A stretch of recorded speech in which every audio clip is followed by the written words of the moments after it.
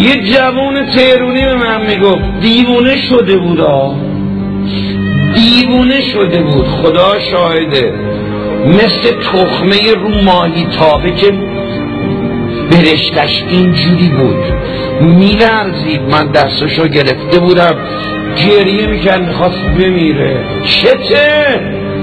گفت آجی من یه خوابی دیدم.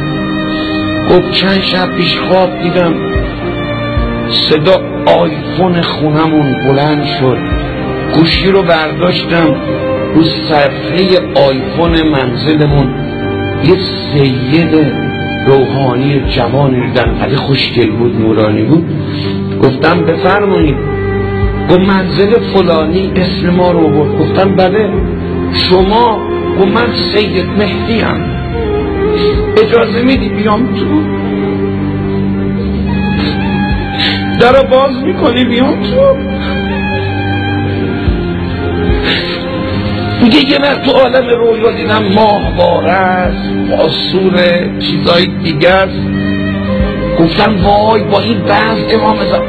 گفتم آقا جون قربون قدماتون برم، 2 دقیقه صبر کنید من خونه رو آماده کنم تشریف برید.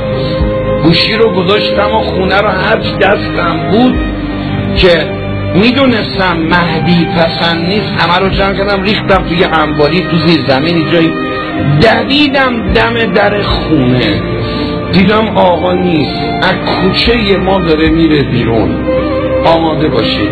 میگه توی این همه کوچه که داشت آقا میرفت بیرون یه نگاه به من کرد، میگفت اشکای چشم مهدی رو دیدم، یه نگاه به من کرد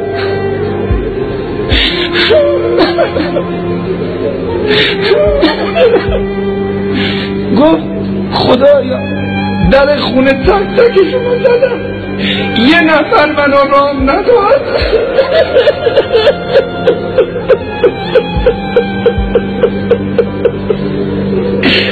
همه گفتن 2 دقیقه صبر کن.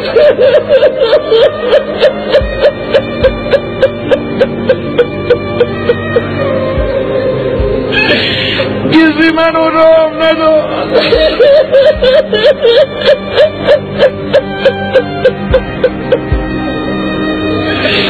آقا قربونت بدم.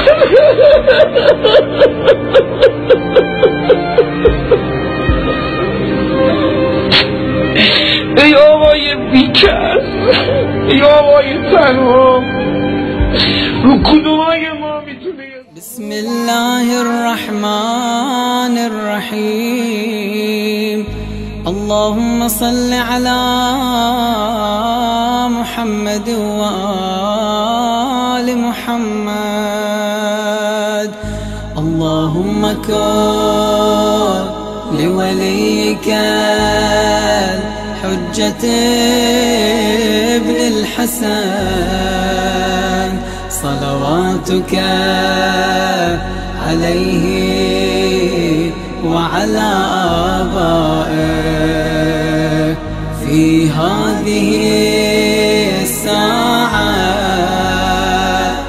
وفي كل ساعة،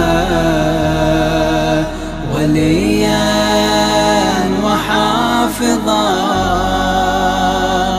وقائدا وناصرا